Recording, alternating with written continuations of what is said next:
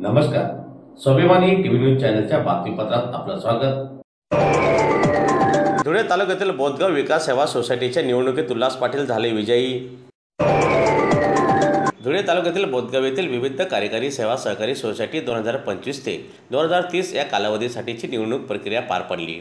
दरम्यान 13 जागांपैकी 12 जागा ह्या बिनविरोध झाल्यात। यात एका जागेसाठी आज रोजी मतदान प्रक्रिया पार पडली। दरम्यान निवडणुकीत पॅनलचे 12 जागा या अगोदरच बिनविरोध झाल्या असल्याने एक जागेसाठी आज निवडणूक प्रक्रिया पार पडली। त्यात परिवर्तन पॅनलचे उल्हास अरविंद पाटील व विश्वनाथ गुलाबराव पाटील या दोघांमध्ये चुरशीची लढत झाली।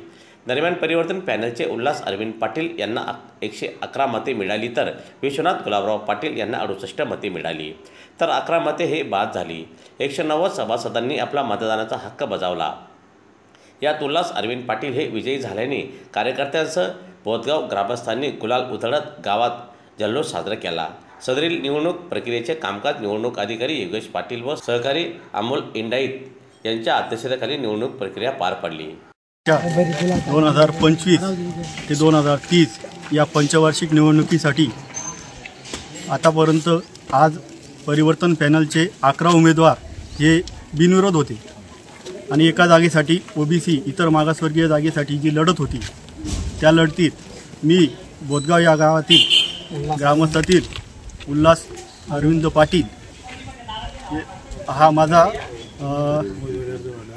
अर्ज दाखल केलेला होता आणि आज निवडणुकीचा निकाल आल्यानंतर मी 111 मते हे मला बोदगाव ग्रामस्थांनी दिलेले आणि उमेदवारास 68 मते मिळालेले।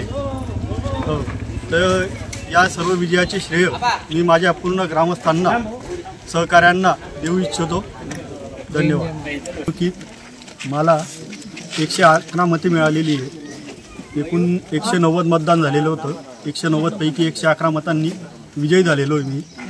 आता ग्रामस्थांनी जो माझ्यावर विश्वास टाकलेला आहे त्या विश्वासास पूर्णपणे पात्र होण्यासाठी मला जे काही ग्रामस्थांसाठी प्रयत्न करण्यात येतील मी ते सर्वस्व करीन आणि ग्रामस्थांचे मनापासून आभार मानतो।